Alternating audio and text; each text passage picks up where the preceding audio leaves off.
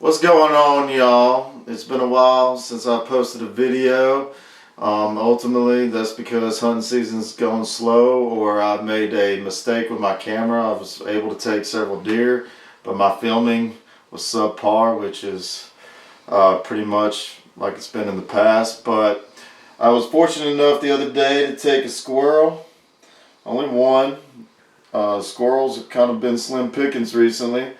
But it gives me a chance to do a video of a dish that I've been wanting to do, and that is squirrel chowder. Now, a lot of people, you have your very popular squirrel and dumplings, your fried squirrel and gravy, but there are a lot of squirrel lovers out there who are looking to change it up, and one way that I like to cook my squirrels is with a chowder. So we got our one squirrel. Basically what we're going to do is we got our Instapot. If you don't have an Instapot, you can boil your meat, but this makes it a lot faster. We'll put our squirrel in there, and we're going to take a 16-ounce bottle of water. And I tell you what, we probably need one more bottle of water.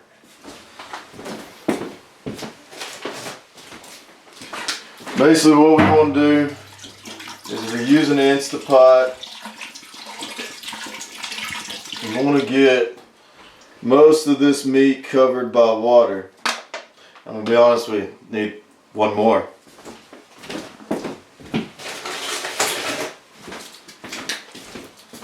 Three bottles of water.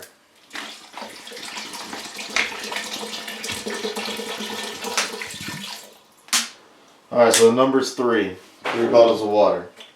Now, I am going to add some salt.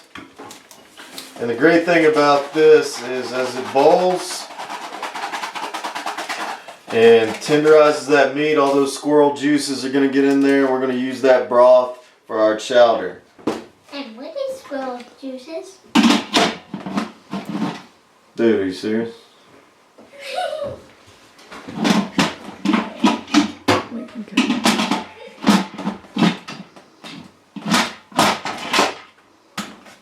Alright, we're going to set that for about 35 minutes, and our squirrel should be real good and tender so we can pick the meat.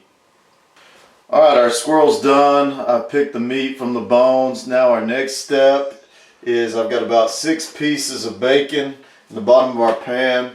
We're going to cook this to a crisp, render all the fat out of it, take the bacon out, then we're going to crush it up and leave the fat in the pot in order to season our chowder.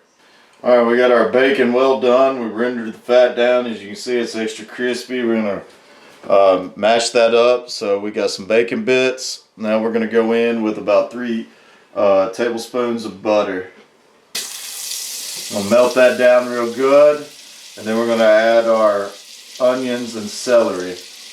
Alright, we got our butter melted down. Now we got 2 stalks of celery and 1 medium yellow onion. We're going to go into the pot. And we're going to stir those around until the onions become translucent. Alright, we got our onions and celery cooked down. Now we're going to go in with a third of a cup of flour. We're going to get that mixed in real good. And everything's going to get real sticky. Now, we're not looking to brown our flour, but we are looking to kind of get that raw flour smell out of it.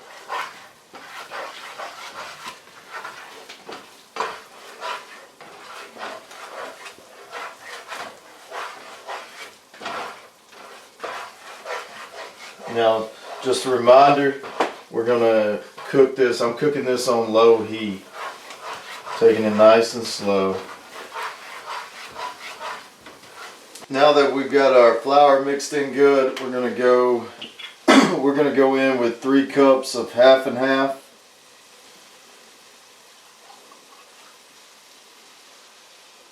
One, 2,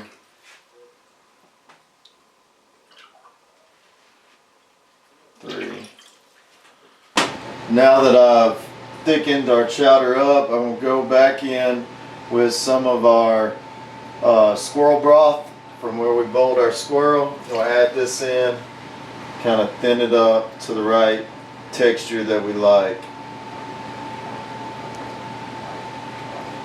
And that was about 1 cup that I just added.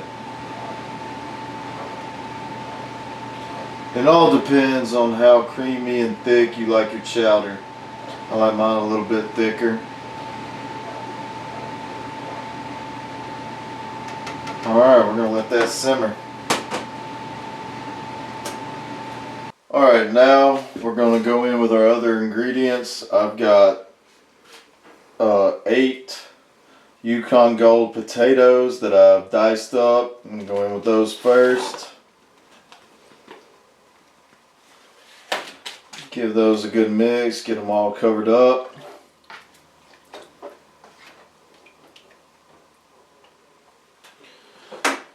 We've got our squirrel, which this recipe probably calls for 2 squirrels, but squirrels, there've been slim pickings recently, so I'm going to have to settle for 1. We got our 1 squirrel. We're going to add. And then finally, we've got our crushed bacon. I'm going to add back into it. Make sure we get that. You can never have too much bacon. We're going to give this all a good mix. And then we're going to build our heat back up. Get this to a good simmer. And let our potatoes get tender. Alright, our potatoes are tender. We've added salt and pepper to taste. Added a little parsley just for effect. Let's go in for a bite.